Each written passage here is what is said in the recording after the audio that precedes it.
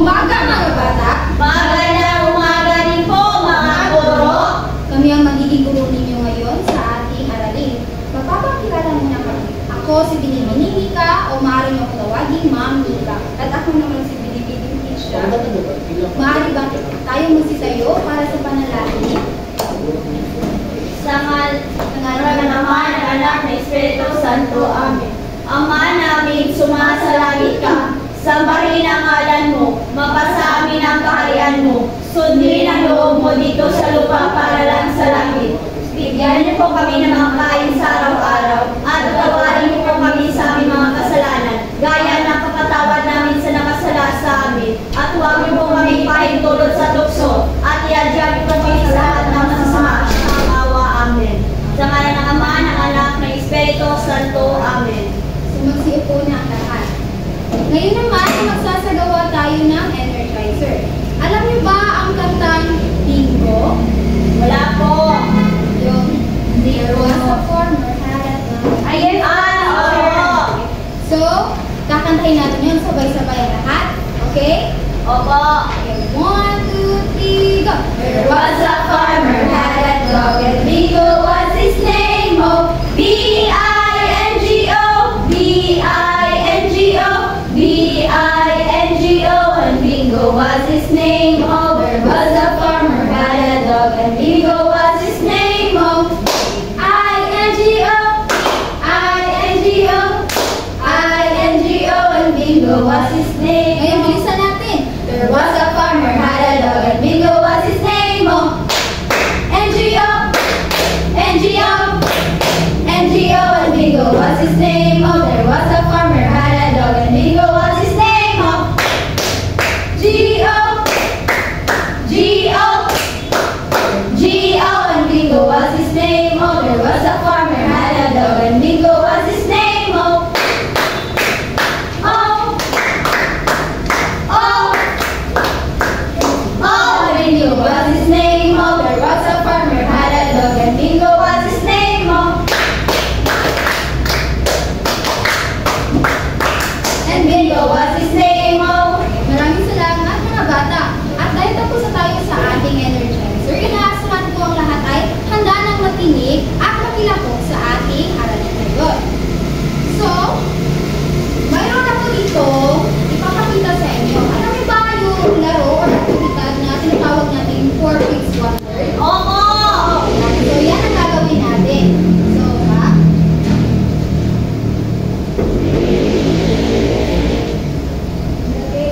O, ayan. Yung unang larawan ay nagpapakita ng bato. Yung ikalawa naman ay isang kuweba. Yung tao at yung ano ito? Pangaso. Pangaso. So, sasabihin nyo, ano kaya ito? Bibigyan ko kayo ng hint. Yung unang letra ay nagsisimula sa letrang P. Yung panghuli naman ay nagsisimula sa letrang, nagkakapos sa letrang O. Re. Tama, pre? Ano kaya ang masunod? Resto. Rico. Tama. So, bigyan natin ng 5 milyong clap si Mary Joy. 1 milyon, 2 milyon, 3 milyon, 4 na milyon, 5 milyon. Okay, so, tama. Ang larawan ay nagpapakita ng prehistoric o yung mga ginawa ng ating mga ninuno nung unang panahon. So, dahil nasagutan ninyo ngayon, magsasagawa ulit tayo ng panibagong aktibidad. Hahatiin ko ang klase sa 3 pangkat. At bibigyan ko kayo ng mga larawan. Makinig lahat. So, ang mga larawan na ito ay nagpapakita sa panahon ng prehistoriko. Ngayon sa grupo, magbibigay kayo ng mga opinion ninyo or puro. At pagkatapos ay i-representa niyo ito sa harapan.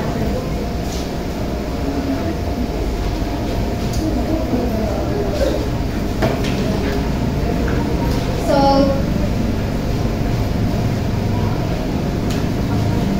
kagaya pa ng larawan na ibinigay ko? Opo. Okay.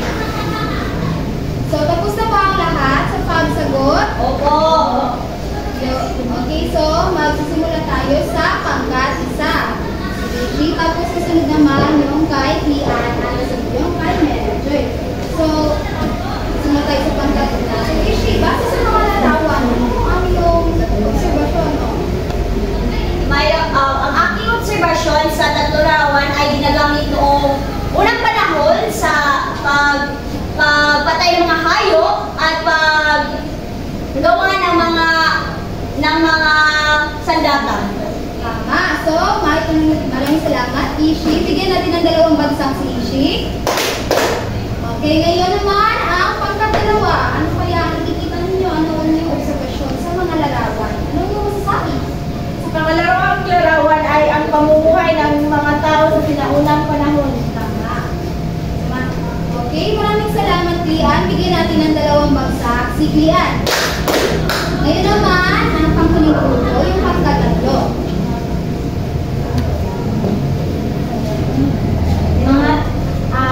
Sa ikatlong larawan, yan po ang mga sandata na ginawa ng mga tao sa prehistory.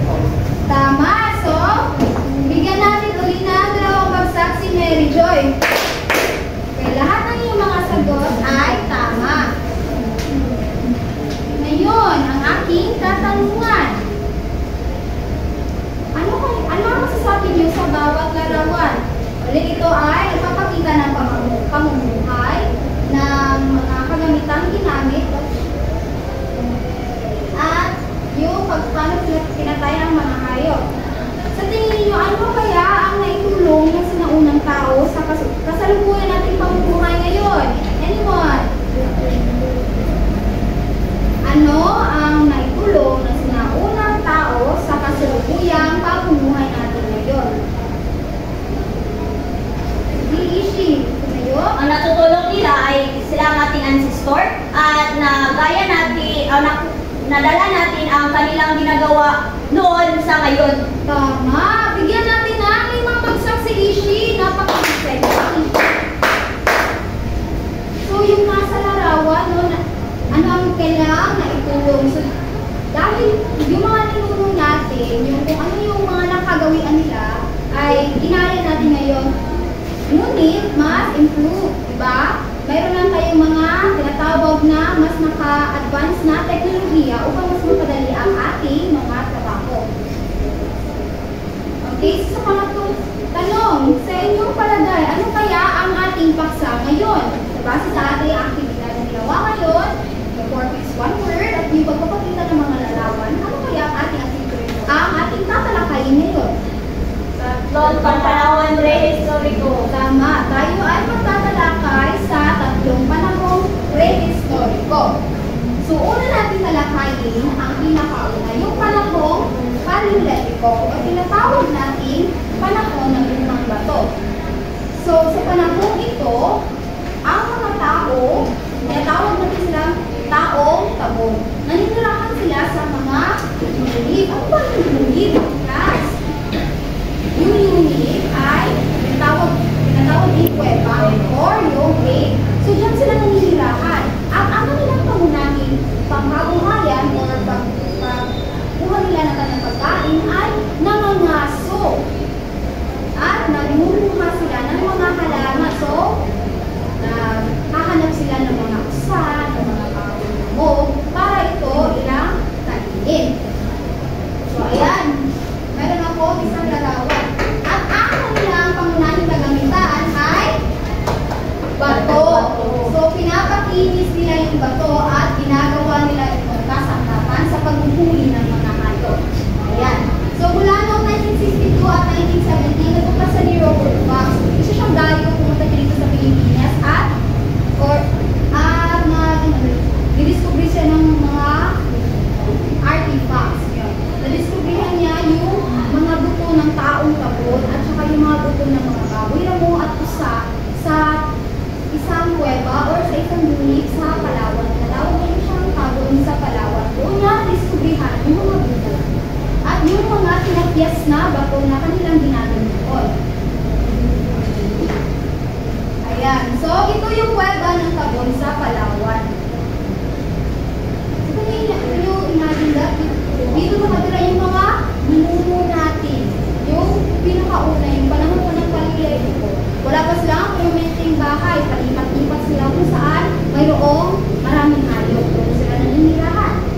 Ngayon naman, dumayo tayo sa isa pang panahon. Ito ay tinatawag ng panahong Neolitiko o panahon ng bagong bato. So dito, nilisa ng mga taong Tabon yung kuweba, yung unit, upang magsimulang paunlarin ang kanilang pamumuhay. So, mas pinili nilang manirahan doon sa tabing ilog. Bakit kaya mas pinili nilang manirahan sa tabing ilog, class? Doon nila makuha ang kanilang pagkain. Tama, Ishi. Doon nila. Paano natin nakukuha ang kanilang panginilangan? Una na sa lahat ay ang tubig. So, at dahil dyan, dito na nagkaroon o nagsimula ang tinatawag nating kabihasnan. Ang mga tao ay natuto ng magtanim ng halaman at mag-alaga ng hayop. So noon, nagaraso sila, palipat-lipat sila ng bahay, palipat-lipat sila ng kuweba upang maghanap ng pagkain, kumuha ng halaman. Ngunit sa panahong Neolitiko or bagong bato, dito natuto sila ng iba't ibang kabuhayan. Tulad na lang na pagsasaka at pag-alaga ng hayop. Ano pa kaya ang kanilang natutunan? Ayan. So sa ikalawang larawan ay tama, pangingisda ang paggawa ng bangka. Dahil nakatira na sila malapit sa ilog, natutunan nila kung ano yung mas mainam na paraan sa pagmuha ng isda. Ang ikatlo naman ay pagpapalayo. Gumagawa sila ng sisidlan ng kanilang pagkain, gumagawa sila ng bangka. So ano pa kaya ang iba pang dahilan sa paggawa nila ng bangka? Or ano yung importansya nito? Lalagyan ng tubig. Tama, lalagyan ng tubig, lalagyan ng pagkain, at dito nila nilalagay ang mga lumao nilang kapamilya, kapuso at kapatid. At paghahabi, so isa rin ito sa mga natutunan nila. Yung paghahabi, alam niyo ba yung paghahabi, class? Yun, gumagawa ng panib, yung mga damit, yan. Oo. So sa Bisaya ba? Damit. So paghahabi, magawa din sila ng kanilang kasangkapan upang makamuli sila ng isda, yung lambat, para mas marami sila nakukuha ng isda. So, dito na yung umusbong na yung mga iba't ibang mga kabuhayan. Ano nga ulit yun? Isda, pagsasaka, pangangaso. Hindi nag-aalaga na sila na hayop. Hindi na sila nag-aso. Ano ba? Paghahabi, pagpapalayo. Tama. So, hindi na sila nangangaso pa. Nag-aalaga na sila kasi sa tingin nila ay mas kumunti yung mga hayop. Kaya napag-isipan nila na hindi na sila magpalipat-lipat pa at mag-alaga nila at magtanim para yung pagkain nila ay permanente. Ngayon naman ay mako tayo sa ikatlong panahon at panghuling panahon. Ito ay ang panahon na metal. So, sa word palanggaan, panahon ng metal, dito na sila natutong gumamit na mga metal, mga tanso at bronze. So, sa dalawang panahon, lumang bato at bagong bato, ang kanilang mga pangunahing ginagamit pa ay talaga yung bato. Pinapakinis nila at ginagawa nila itong kagamitan sa iba't ibang kanilang gagawin. So dito, nagsimula yung transition mula sa paggamit ng bato at ginamit nila ang metal. So mayroong dalawang panahon, ang panahon ng metal. Ito ay tinatawag na panahon ng tanso at panahon ng bronze. Yung mga tanso, yun yung mga nakuha ng mga sinaunang tao doon sa pagmina nila sa bukid. So dito rin nagsimula yung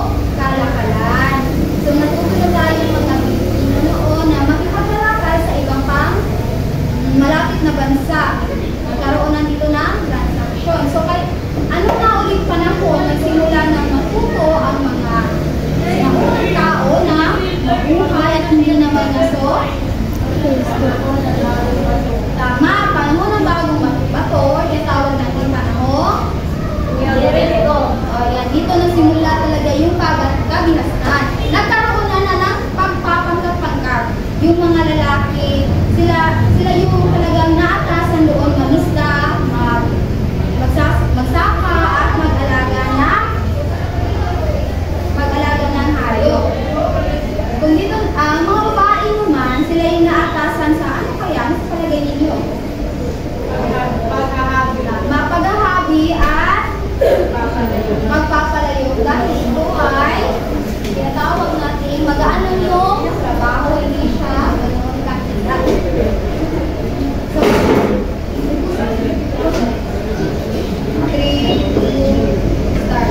So, balikan natin uli yung panahon ng mitad. So, ano kaya yung mga ginagamit nila o yung mga kasangkapan nila? Metal. Ano kaya ang ginagawa nila sa metal? Gumawa sila na sandata. Katulad na lang na ito. Gumawa sila na kutsilyo. Oo, sa Bisaya, kutsilyo. Espada at mga Matatalim. Hindi pa nilang ginawa. Sa English pa yun ay basta padali yung pagtatanim nilang halaman dahil sa pagkakita at nagkaroon sila ng transaksyon or negosasyon sa ibang bansa.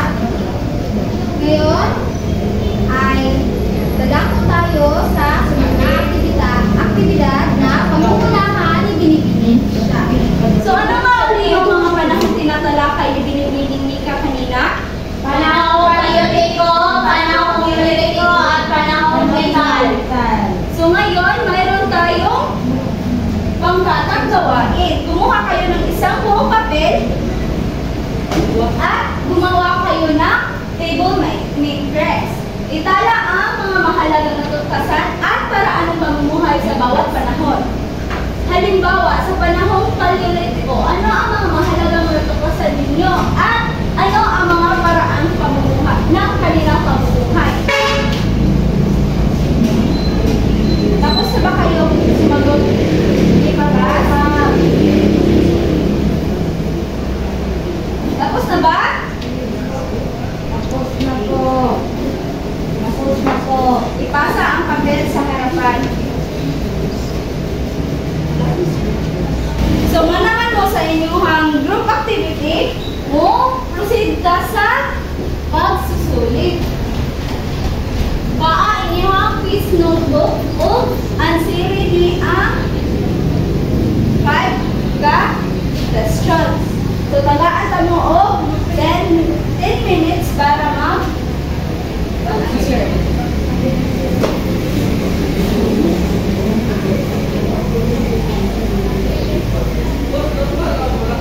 Yan, answer teacher. Really? Parang sagot ng quiz. So, sa ina. Umana? Nakit, ma'am.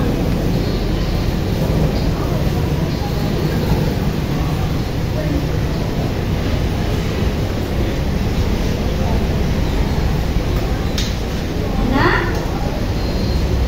Check-in lang. Okay, number 1. Sinong gusto sumagot? Rian, number 1. Ano ang pangunahing paraan ng paghahanap ng pagkain ng mga tao sa panahong paleolitiko? Pagtitipon at mga kasuwang. Okay, correct. Bigyan si Rian ng isang darnasa. 1, 2, 3, 1, 2, 3. Ting ang bato, Darna! Number 2, Mary Joy. Anong kagamitan ang ginagamit ng mga tao sa panahong neolitiko sa pagtatanim ng mga halaman? Bato. Okay. Correct. Bigyan si Mary Joy ng anong klase ka? Coca-Cola class. Okay, Coca-Cola class. 1, 2, 3. 1.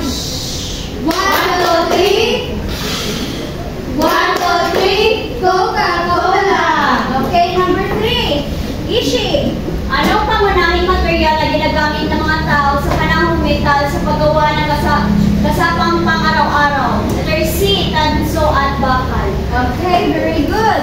Bigyan si Ishi ng 5 million clap. 1 million, 2 million, 3 million, 4 million, 5 million. Number 4, Lian. Ano ang pangunahing pagkakaiba sa pamumuhay ng mga tao sa panahong Neolitiko kumpara sa panahong Paleolitiko? Letter A, pagtatayo ng permanenteng pamayanan. Okay, very good. Tagaan na to si Lian o sa man na clap. Fireworks Club. Okay, fireworks clap. 1, 2, 3, 1, 2, 3. Okay, number 5, Ishi. Ano ang pangunahing layunin ng mga Neolitiko mamamayan sa paglipat mula sa pagiging nomadic patungo sa pagtatayo ng permanenteng pamayanan? Makikipagkalakalan sa iba't ibang tribo. Letter B. Okay, very good. Tagaan na to si Ishi o Cardo dami sa clap na si Al. Sige, Ishi. 1, 2, 3, 1, 2, 3. Ratatatatatatat! Okay. 1, 2, 3,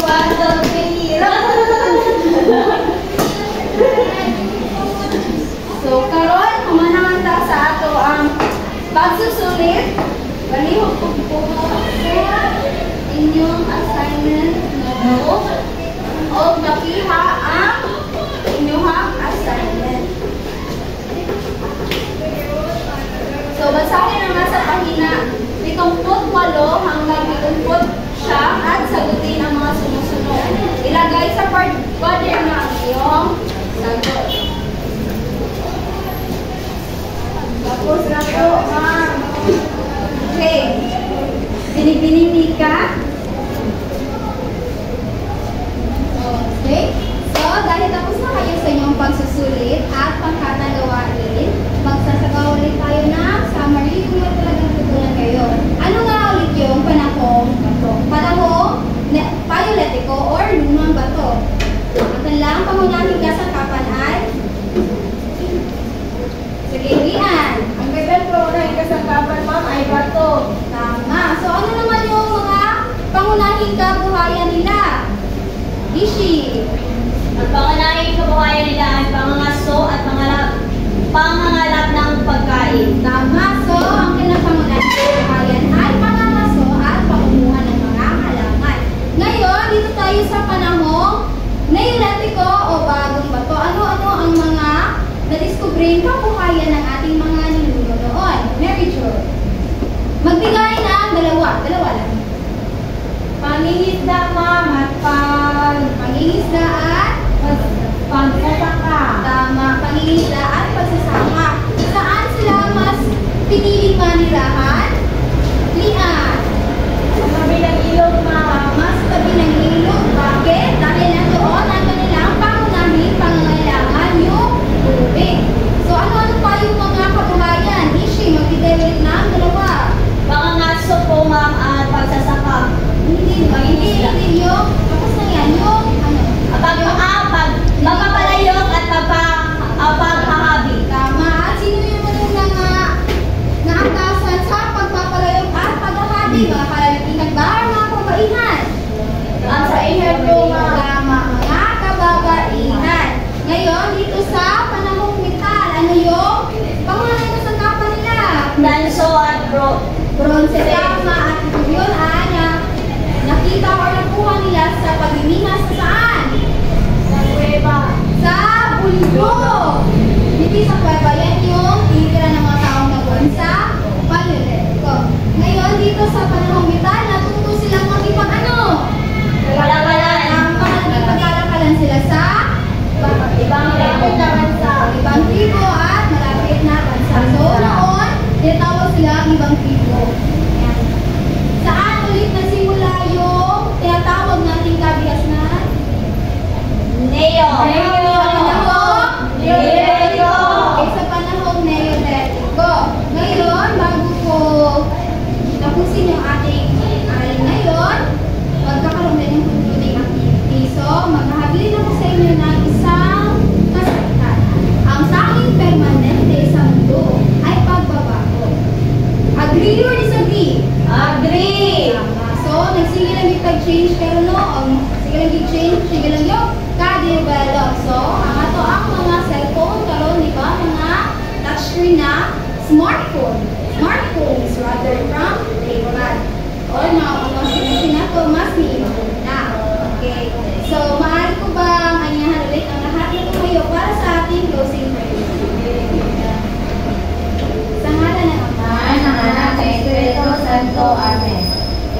angel of God, my guardian dear, to whom God's love, who makes me hear.